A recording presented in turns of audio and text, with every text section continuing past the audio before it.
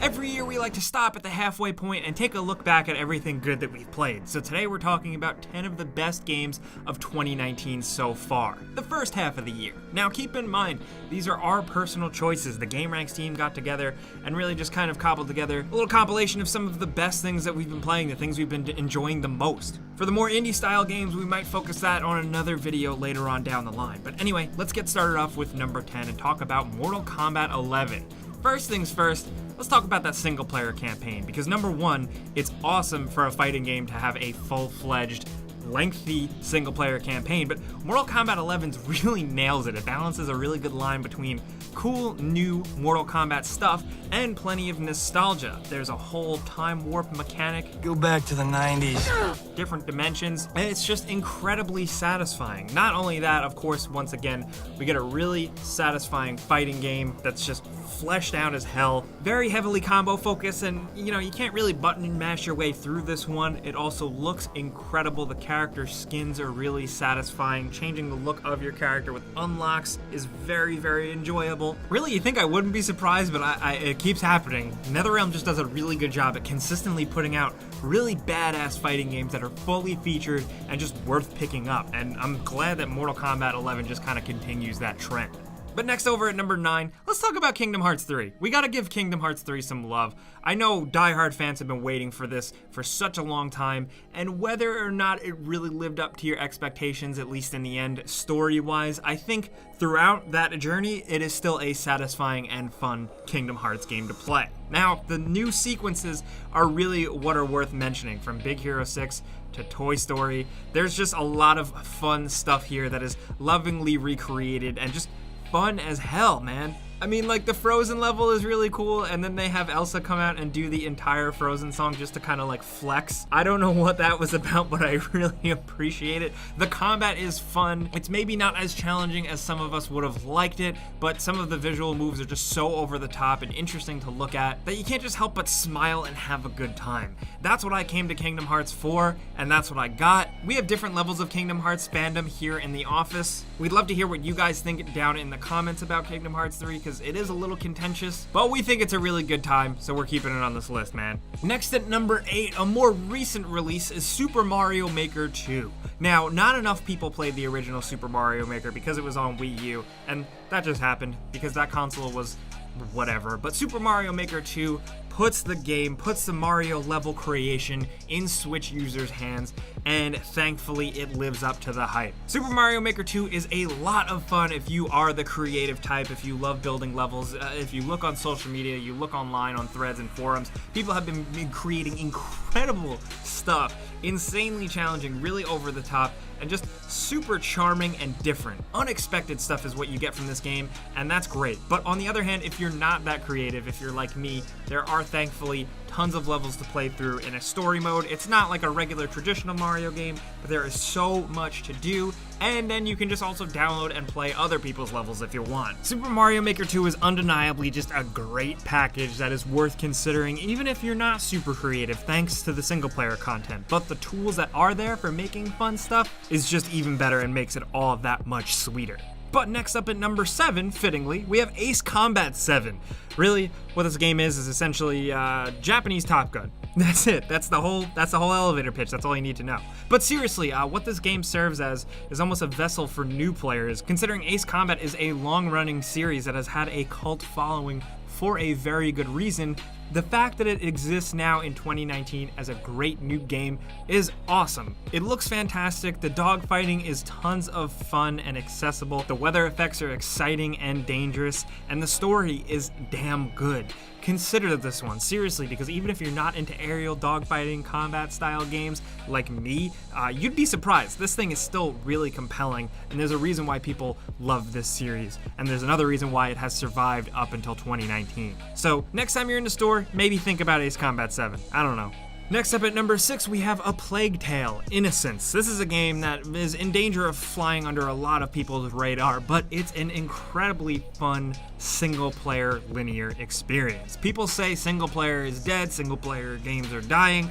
This is a great example of one that is keeping that from actually becoming a reality. It's very similar to what we've praised quite a bit last year, Hellblade: Senua's Sacrifice in that it's not super long, but it's really high quality, great visuals, and just kind of doesn't outstay its welcome, but is a great playthrough. A Plague Tale: Innocence, you step in the footsteps of a young teenage girl who is tasked with carrying her brother across this awful, plague-ridden medieval France. It's somewhat supernatural, a little over the top, because the plague and the swarm of rats are very, very crazy and scary, but the game is grim, dark, disgusting, and nasty, and it's so much fun navigating the horrors of this plague-ridden France, while also doing light combat with some scary enemies, but a lot of environmental puzzles that are fairly satisfying to pull off. It just warrants a good playthrough. The characters are compelling, the story is interesting, and like Hellblade, it's just worth experiencing.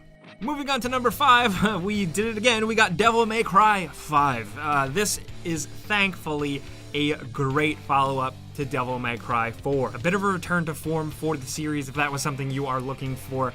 This thing plays incredibly well. The fun factor is through the roof because the combat elements in Devil May Cry 5, the whole combat and gameplay package is the most fine-tuned and seamless it has ever been. You start out the game as Nero once again from Devil May Cry 4, but with a ton of new tricks, but then the game opens up to newcomer character V, who has a completely different playstyle. It's kind of a nice change of pace, but then of course you can also play as Dante. And once you get to play as Dante, the game really picks up with tons of weapon types, and just really that's when the game really falls into its own in terms of combat, fun factor, and just ridiculousness. About halfway through, the game is going to fire on all cylinders for you, and you are going to have a hell of a time. Not only is the combat incredibly fine-tuned and challenging and satisfying, but visually, Devil May Cry 5 looks insanely good, like almost too good. This is a game worth pausing and using the photo mode because character models are insane. The environments look great, even though they can get a little repetitive. And, you know, if we're talking about negative things, I think the story wasn't as awesome as I wanted it to be. It's kind of wrapped up a little quicker than I expected, but still, the fact that the combat is so much fun and the game so replayable and challenging if you crank up the difficulty, that really all cancels out any bad things about the game. It is so worth playing. The weapons are so worth experiencing. And if you're a fan of these types of games, even just a little bit, this is one worth checking out, seriously. But next up at number 4, we got a game that is a little contentious, a little dividing, that is Days Gone. We all kicked this one around for a while, and the more we thought about it, we figured it was worth including, because, to be honest, Days Gone didn't review too well. Days Gone also has some very clear shortcomings that I think most players can point out themselves.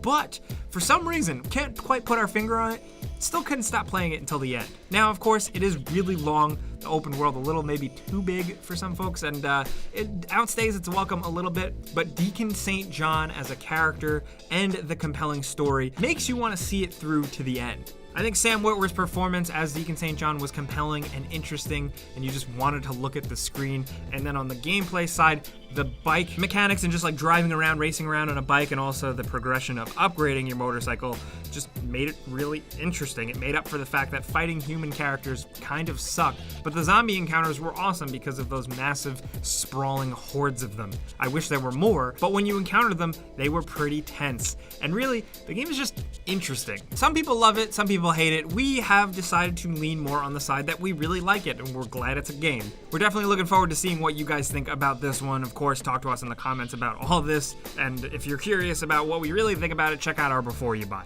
But moving on to number 3, a game that we really loved in Before You Buy is Sekiro: Shadows Die Twice. This is, of course, another FromSoft game, the makers of Dark Souls and Bloodborne. So, yeah, of course it's good. What they do here differently is what makes it even more interesting. More verticality, more gadgets, a grappling hook, more emphasis on just waiting for the right moment to strike, properly parrying, and really doing all these new combos and abilities that you unlock to counter certain things. It is a really exciting game that manages to make you feel like an actual ninja. That was really ambitious and very challenging to pull off, and make it also feel like a challenging, rewarding FromSoft game, but damn it, they did it. The world is creepy and mysterious and intriguing. The enemy types are awesome to look at, but also incredibly challenging and beat you into a pulp. You're constantly learning through this game. The game punches you in the face until you figure out all of its systems. You literally can't progress until you do, and that's what makes it really, really fun. Of course, it's definitely not a game for everyone, like all of their games, but